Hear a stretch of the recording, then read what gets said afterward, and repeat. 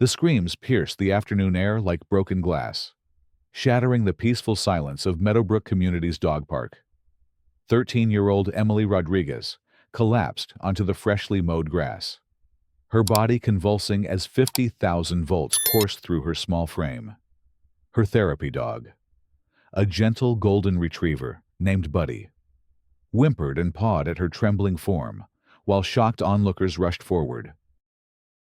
"Oh my God! She's just a kid!" shouted Margaret Chen, dropping her Yorkshire Terrier's leash as she sprinted toward the fallen girl.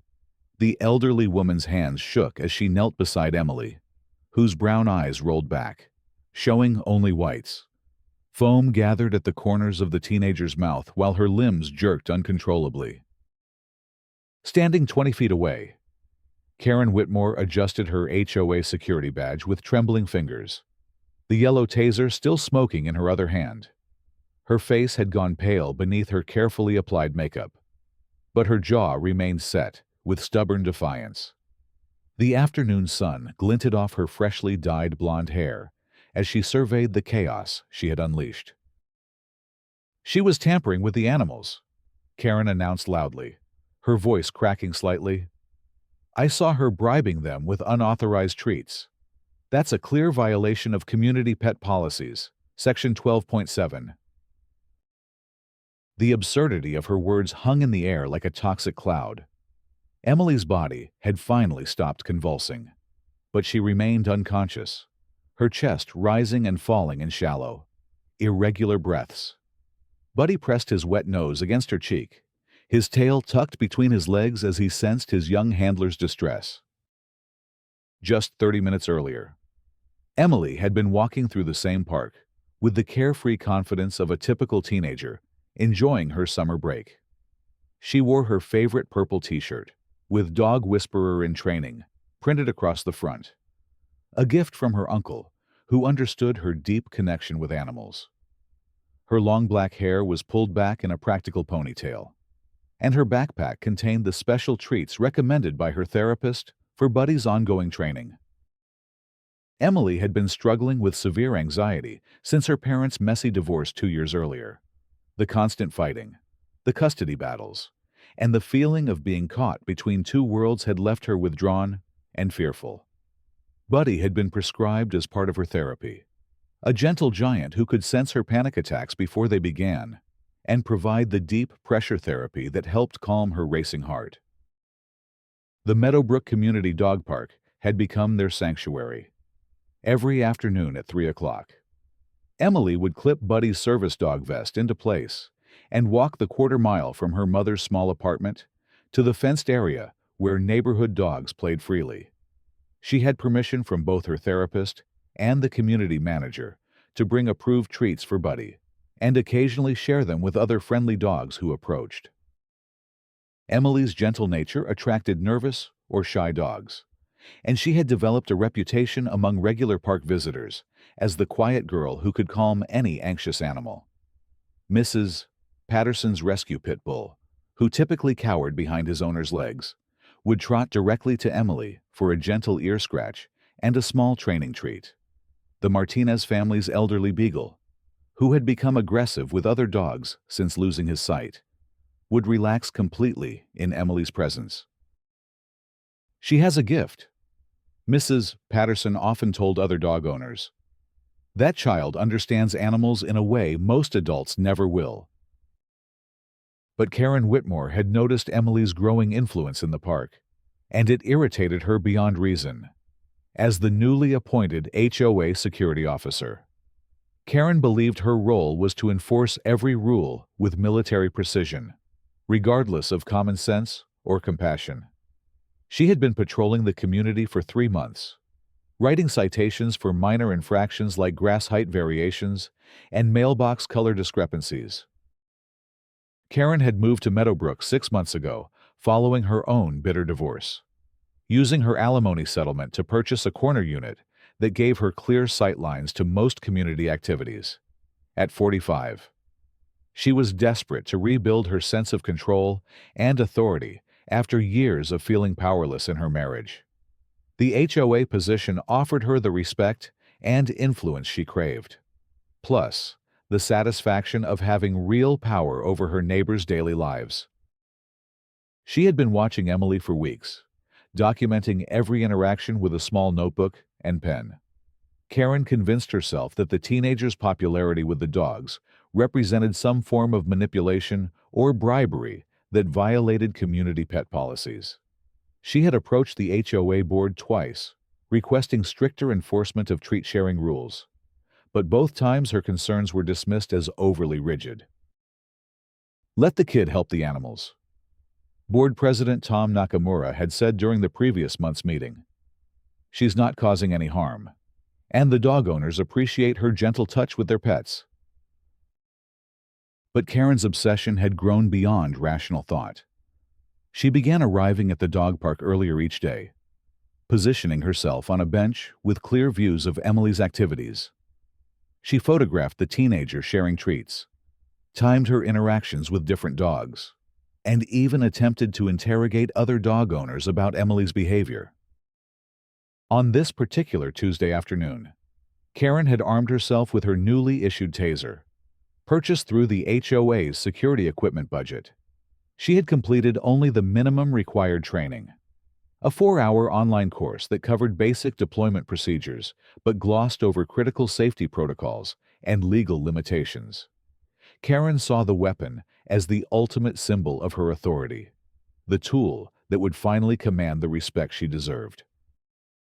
Emily had been sitting cross-legged near the park's central fountain when Karen first spotted her that day. Buddy lay beside her with his golden head resting on her lap while she sorted through her treat bag. 3 other dogs had gathered around them, a nervous rescue collie, an elderly basset hound with arthritis, and a young German shepherd puppy who was still learning socialization skills. "Easy, Luna," Emily whispered to the collie, whose ears were pinned back in fear. "Nobody's going to hurt you here." The collie, who typically avoided all human contact, except with her owner, crept forward tentatively. Emily remained perfectly still, allowing the dog to approach at her own pace. When Luna finally took a treat from Emily's outstretched palm, her tail wagged for the first time since her rescue from an abusive situation. Karen watched this interaction with growing fury. In her twisted perception, Emily's success with difficult dogs represented a challenge to proper authority.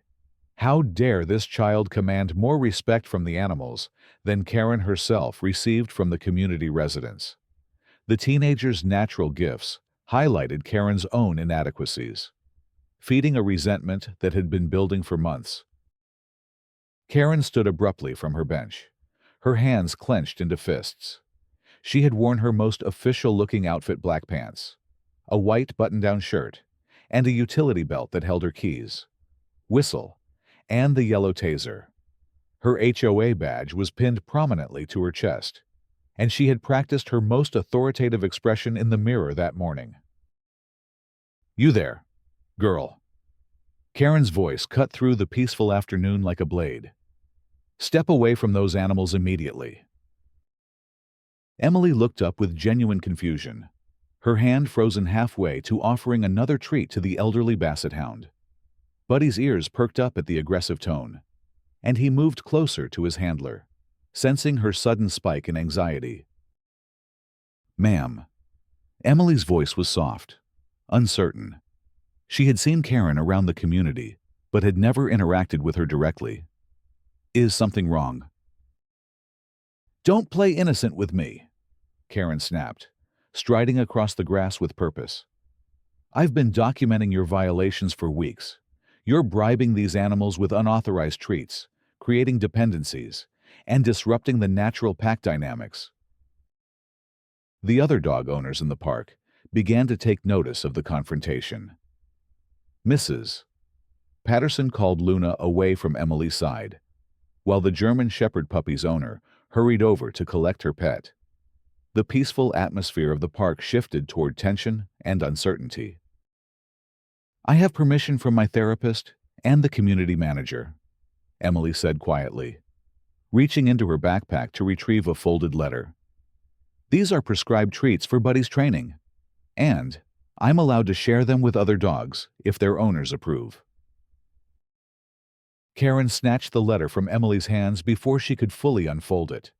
Without reading the contents, she crumpled the paper and threw it onto the ground. "I don't care what some liberal therapist says," Karen declared, her voice rising to carry across the entire park. "You're a minor engaging in unauthorized animal behavior modification. That's a serious violation that could result in community service restrictions." Emily's anxiety began to spike as Karen's aggressive posture triggered memories of her parents' worst arguments. Her hands started to shake, and her breathing became shallow.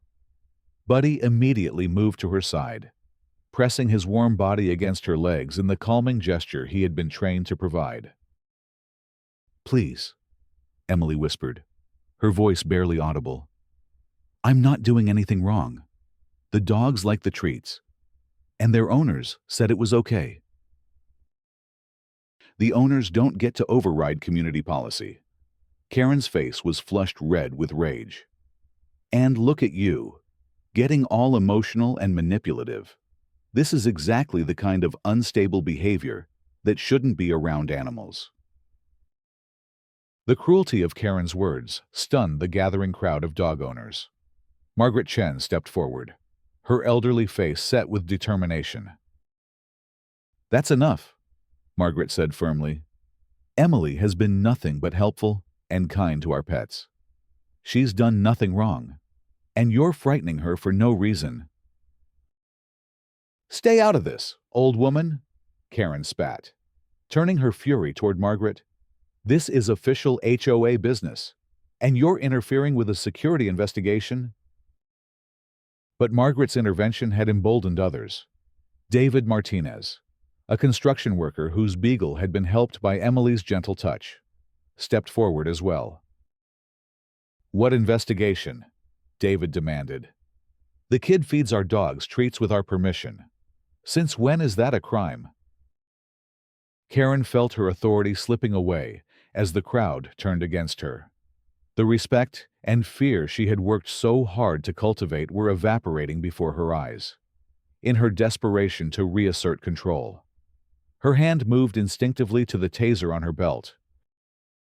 "Everyone step back," Karen shouted, drawing the weapon with shaking hands. "This is an official security matter, and I have the authority to use necessary force to maintain order." The sight of the yellow taser sent a wave of shock through the gathered crowd. Several people began backing away, while others pulled out their phones to record the escalating confrontation. Emily's panic attack was now in full swing, her chest heaving as she struggled to breathe. "Put that away," Margaret commanded, her voice steady despite her fear. "You cannot threaten a child with a weapon over dog treats." But Karen was beyond rational thought. The combination of her mounting frustration, her desperate need for control, and her genuine belief in her own authority had created a perfect storm of poor judgment.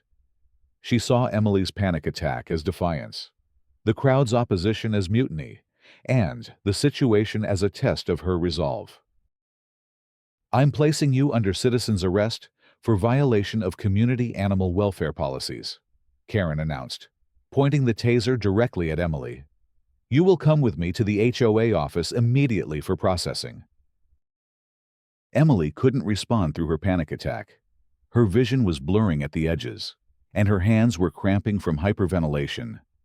Buddy pressed harder against her legs, his training kicking in as he tried to ground her in the present moment. Karen interpreted Emily's silence as defiance, and her dog's protective behavior as aggression. In her paranoid state, she convinced herself that Buddy might attack her, that Emily was using the animal as a weapon against her authority. "Control your animal!" Karen screamed, her voice breaking with hysteria. "I said control your animal, or I'll control it for you." The threat against Buddy cut through Emily's panic like a knife. Despite her fear and breathing difficulties, she managed to speak in a trembling whisper. "Don't hurt him! Please don't hurt my dog!" But Karen's finger was already moving toward the trigger. In her mind, she was protecting the community from a dangerous situation. She was the hero enforcing necessary rules against a manipulative teenager and her aggressive animal.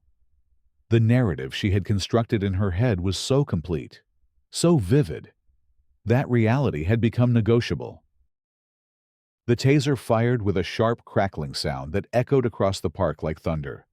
The probes struck Emily in the chest and shoulder, and 50,000 volts of electricity surged through her 13-year-old body. She collapsed instantly, her limbs jerking uncontrollably as the electrical current overrode her nervous system. Buddy's howl of distress was unlike anything the dog owners had ever heard. The golden retriever circled his fallen handler, whimpering and pawing at her convulsing form. His training had prepared him for Emily's panic attacks, but nothing could have prepared him for this. The crowd erupted in shouts of horror and disbelief. Margaret Chen was on her knees beside Emily within seconds, checking for a pulse while someone called 911. David Martinez was screaming at Karen to put the weapon down, while other dog owners gathered their pets and backed away from the scene. Karen stood frozen, the smoking taser still in her hand. The reality of what she had done was beginning to penetrate her delusional state, but her pride wouldn't allow her to acknowledge the mistake. Instead, she doubled down on her justification. She was resisting lawful authority, Karen said, her voice hollow. The use of force was necessary to maintain community safety. Among the crowd of horrified onlookers, Robert Sullivan stood slightly apart from the others. The retired state trooper had been walking his German Shepherd when he heard the commotion. He had arrived just in time to see Karen fire the taser at the young girl, and his 25 years of law enforcement experience told him exactly how illegal and excessive the use of force had been. Robert stepped closer to the fallen girl, and his blood ran cold as he recognized her face. Emily Rodriguez was his sister Maria's daughter, his own niece, whom he had watched grow up through birthday parties and family gatherings. The dog whisperer in training t-shirt had been his gift to her just 2 months ago. "That's my niece," Robert said quietly, his voice carrying the authority of decades in law enforcement. "And what you just did, ma'am, is assault with a deadly weapon on a minor." Karen's face went white as she processed this information. The man speaking was clearly military or law enforcement, his bearing and tone unmistakable. The crowd parted around him as he knelt beside Emily, checking her pulse and airways with practiced efficiency. "Who are you?" Karen stammered, still clutching the taser. "Retired State Trooper Robert Sullivan, 25 years on the force," he replied without looking up from Emily. "And you just committed a felony in front of a dozen witnesses." The words hit Karen like physical blows. Her carefully constructed narrative of authority and justified force crumbled in an instant. She had tasered the niece of a state trooper while claiming to enforce dog treat policies. The absurdity and criminality of her actions became undeniable. Robert's phone was already in his hand, dialing a number from memory. His voice was calm and professional as he spoke to the emergency dispatcher. But Karen could hear the underlying fury. "This is retired Trooper Sullivan, requesting immediate medical and police response to Meadowbrook Community Dog Park. I have a 13-year-old female who has been tasered by a civilian. Victim is responsive, but requires immediate medical evaluation. The suspect is still on scene with the weapon." Emily's eyes fluttered open as the electrical effects began to fade. Her body ached everywhere, and she couldn't understand why she was lying on the grass, surrounded by worried faces. Buddy's wet nose pressed against her cheek, and she managed to lift one shaking hand to scratch behind his ears. "Uncle Bobby." Emily's voice was barely a whisper as she recognized her father's brother kneeling beside her. "I'm right here, sweetheart," Robert said softly, his professional demeanor cracking slightly. The paramedics are coming, and you're going to be fine." Karen watched this gentle interaction with growing horror. This wasn't some random troubled teenager she had disciplined. This was someone's beloved niece, someone's daughter, someone's whole world. The human cost of her actions was becoming impossible to ignore. The sound of approaching sirens filled the air as emergency vehicles raced toward the park. Robert remained beside Emily, monitoring her vital signs and providing reassurance while keeping one eye on Karen. His years of experience had taught him to secure crime scenes and preserve evidence, even when the victim was family. "Ma'am, I need you to set that weapon on the ground and step away from it," Robert instructed Karen, his voice carrying absolute authority. "Do not leave the scene. You're going to need to answer some questions." Karen's hands shook as she placed the taser on the grass. The weight of what she had done was crushing down on her, like a physical force. She had destroyed a child's afternoon, traumatized a dozen witnesses, and committed a serious crime, all in the name of enforcing a policy that didn't even exist. The first police car arrived with lights flashing and sirens wailing. Officer Linda Kim jumped out and immediately took control of the scene, her training and experience evident in every movement. She secured the taser as evidence, began separating witnesses for statements, and coordinated with the arriving paramedics. The paramedics worked quickly and efficiently, checking Emily's heart rhythm and looking for signs of electrical burns. The teenager was alert and responsive, but they insisted on transport to the hospital for a complete evaluation. Taser injuries could cause delayed cardiac problems, especially in children and adolescents. "I want to press charges," Robert told Officer Kim quietly, while the paramedics prepared Emily for transport. This was assault with a deadly weapon on a minor, reckless endangerment, and abuse of authority. "I have a dozen witnesses who saw the entire incident." Officer Kim nodded grimly. She had worked enough excessive force cases to recognize the signs, and this one was particularly egregious. A civilian with minimal training had tasered a child over a dispute about dog treats. The legal implications were staggering. As Emily was loaded into the ambulance, she asked the paramedic a question that broke the hearts of everyone who heard it. "Did I do something wrong? Is that why she hurt me?" The paramedic, a veteran emergency responder named Carlos, shook his head firmly. "No, sweetheart, you didn't do anything wrong. Not a single thing."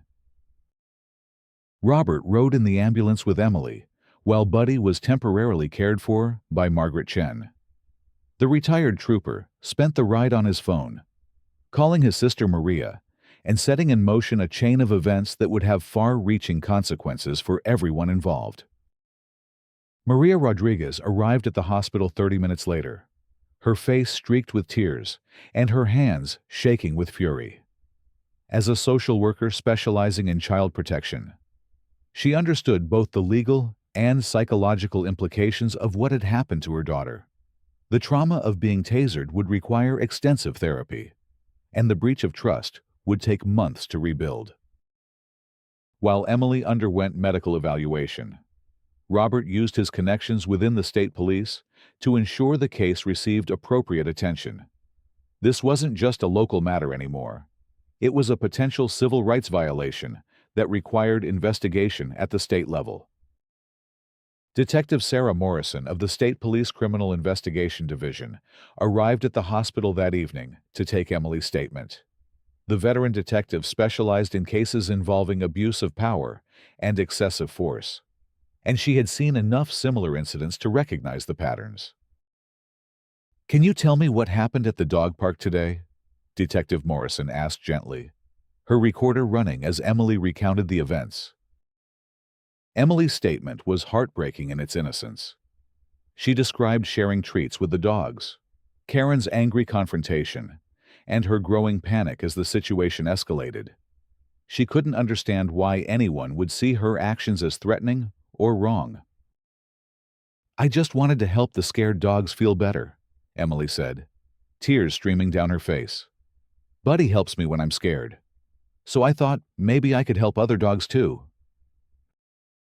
Detective Morrison's report would eventually run 12 pages long, documenting not just the immediate incident, but the pattern of harassment and escalation that led up to it. Karen's obsessive behavior, her lack of proper training, and her complete misunderstanding of her authority painted a picture of someone who should never have been given any position of power.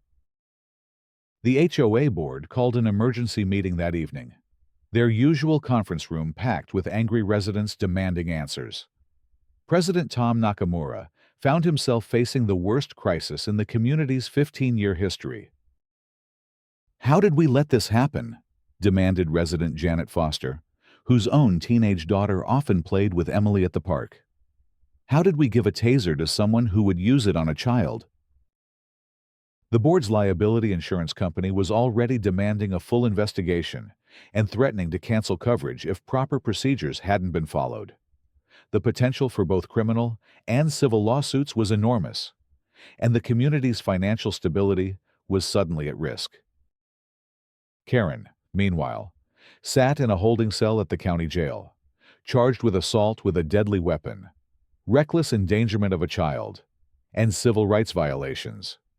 Her court-appointed attorney had already explained that she was facing potentially years in prison if convicted on all charges.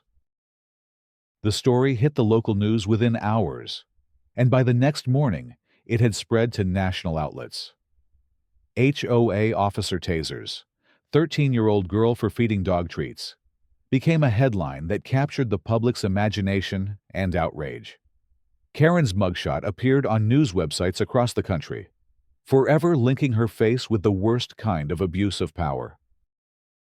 Robert Sullivan used his media contacts to ensure the story was told accurately. With Emily portrayed as the innocent victim she was, rather than the troublemaker Karen had tried to paint her as. The retired trooper understood the power of public opinion in pressuring prosecutors to take cases seriously. The investigation expanded rapidly as more witnesses came forward. Other residents reported Karen's increasingly aggressive behavior over the previous months, her threats and intimidation tactics, and her obsessive documentation of minor rule violations. A pattern of escalating authority abuse emerged that made the taser incident seem like an inevitable conclusion rather than an isolated mistake. Dr. Amanda Reyes, Emily's therapist, provided expert testimony about the psychological impact of the incident. The trust issues that Emily had been working to overcome had been devastated by Karen's attack. The teenager was now afraid to leave her apartment, terrified that other authority figures might hurt her without warning. Emily's progress has been set back by months. Dr. Reyes explained to investigators. She trusted that following the rules and being kind to others would keep her safe. That fundamental belief has been shattered. The community rallied around Emily and her family in ways that surprised everyone. Residents organized fundraisers for her medical expenses and therapy costs. The dog owners from the park created a petition demanding Karen's prosecution and calling for reforms to HOA security policies. Margaret Chen, despite her age and usual reluctance to get involved in conflicts, became a fierce advocate for justice. She organized neighborhood watch meetings and contacted elected officials, demanding accountability for what had happened to Emily. That child was doing nothing but spreading kindness. Margaret told a reporter, "If we don't stand up for her, what does that say about who we are as a community?" The legal proceedings moved quickly due to the overwhelming evidence and public pressure. Karen's defense attorney tried to argue that she had acted within her authority as an HOA security officer, but this defense collapsed when investigators discovered that her position gave her no legal power to detain anyone, much less use a weapon. The HOA's insurance company settled the civil lawsuit for an undisclosed amount, but sources close to the case suggested it was in the high six figures. The community's legal fees and increased insurance premiums would impact residents for years to come.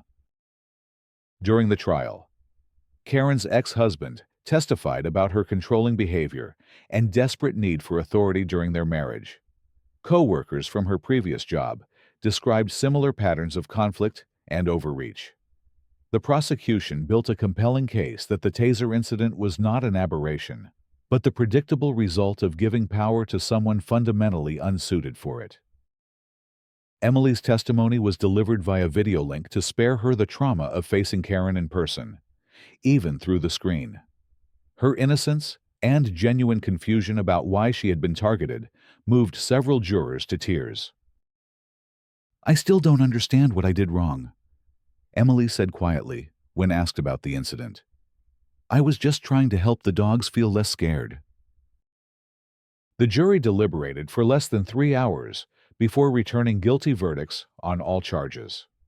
Karen was sentenced to 18 months in prison, followed by 3 years of probation and a permanent ban from holding any position of authority over others. She was also ordered to pay restitution for Emily's medical and therapy expenses. The judge's sentencing remarks were particularly harsh, noting that Karen had violated the most basic principle of protecting children and had shown no genuine remorse for her actions. The defendant's abuse of authority was not a momentary lapse in judgment.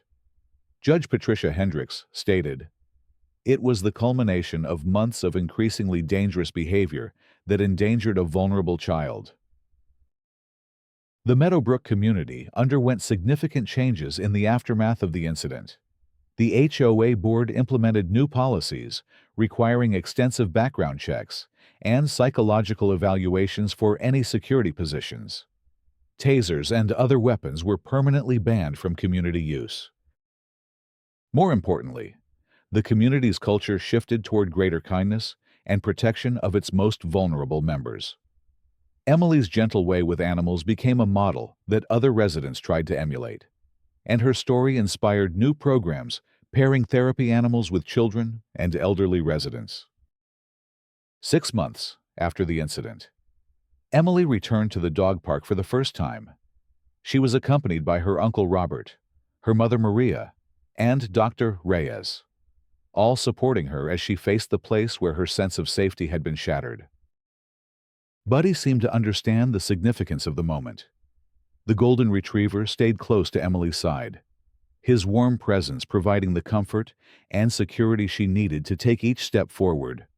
When they reached the spot where she had been tasered, Emily knelt down and placed her hand on the grass. "I'm okay," she whispered, more to herself than to anyone else. "I'm safe now." Margaret Chen was waiting by the fountain, her own dog at her side. The elderly woman's eyes filled with tears as she watched Emily's brave return to the place that held so much trauma. "Welcome back, sweetheart," Margaret said gently. "We've missed you." Other dog owners had gathered as well, forming a supportive circle around Emily without crowding her. They had all been changed by witnessing Karen's attack, and they wanted Emily to know that such cruelty was not representative of their community's true values. David Martinez approached with his elderly beagle, who had been missing Emily's gentle presence for months. The dog's tail wagged weakly as he recognized the teenager who had helped him overcome his fear and aggression. "Max has been asking about you," David said with a smile. "Would you like to give him a treat?" Emily's hands shook slightly as she reached into her backpack for the familiar bag of approved treats.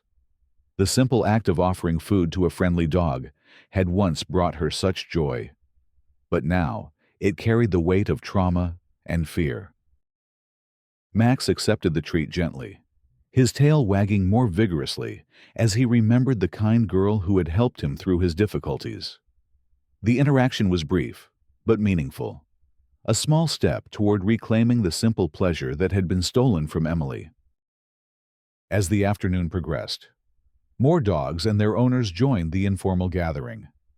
No one mentioned Karen or the incident directly, but everyone understood that they were participating in a healing process that went beyond one person's recovery. The community had learned that kindness was not weakness, that gentleness was not naivety, and that protecting the vulnerable was everyone's responsibility.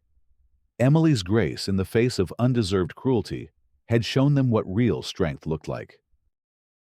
By the time Emily and her family prepared to leave the park that day, she had managed to interact with half a dozen dogs and their grateful owners. The fear was still there, but it was balanced now by the overwhelming support of people who had witnessed her character and found it worth defending. Uncle Robert walked with Emily toward the park's exit, his protective presence ensuring she felt safe every step of the way. As they passed the memorial bench that the community had installed in honor of kindness and compassion, Emily paused to read the simple inscription, "In memory of gentleness over power, understanding over judgment, and love over fear." "Uncle Bobby," Emily said quietly, "do you think things will ever be normal again?"